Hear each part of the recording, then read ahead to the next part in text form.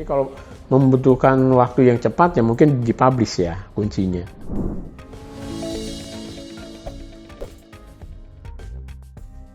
Oke, baik, terima kasih. Assalamualaikum warahmatullahi wabarakatuh. Nama saya Mitra Yana, saya salah seorang guru besar di bidang fisika di Departemen Fisika FMIPA UGM. Kebetulan saya diberi amanah sebagai koordinator kelompok bidang keahlian fisika terapan, dan juga di fakultas saya diberi amanah sebagai kepala unit jaminan mutu dan komite kurikulum, begitu ya.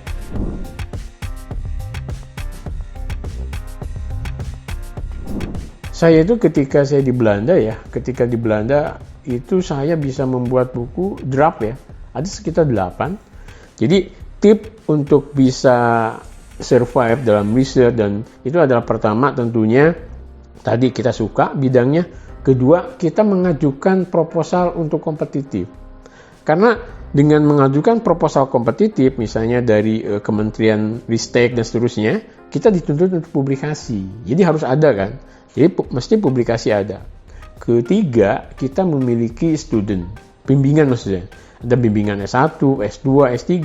Nah, karena mereka S2, S3 itu harus publish, nah maka kalau kita misalnya contoh mahasiswa saya punya ada 7. Nah, maka minimal setahun kita bisa 7 tuh publikasi, iya kan gitu. Karena mereka itu dituntut untuk publikasi. Belum nanti ada yang produktif sekali setahun bisa 2 atau 3 gitu. Sehingga publikasi saya tahun 2023 ini udah 6, ya kan? Untuk 6 beberapa di Q1, Q2. Kenapa? Karena mahasiswa saya juga aktif gitu. Nah, saya sebagai misalnya corresponding dan seterusnya gitu. Begitu.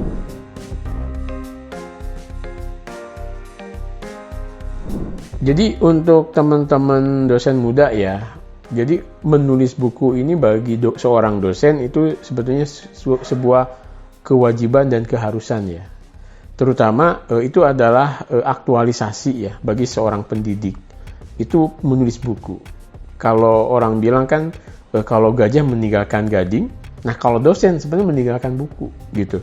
Karena dengan kita ada buku, kita sebenarnya tidak pernah meninggal dunia ya. Jadi buku kita kan akan selalu ada gitu loh. Dan itu akan selamanya akan dipakai orang. Walaupun mungkin nggak dibaca tapi nama kita itu akan ada gitu loh.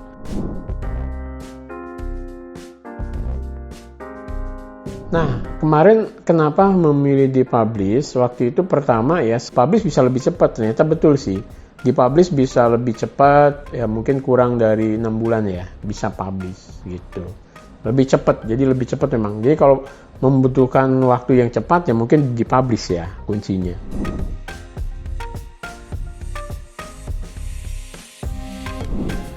Ketika itu akan dipublish gitu dan itu belum ada punya buku ya, dipublish itu sangat berperan untuk agar mempercepat proses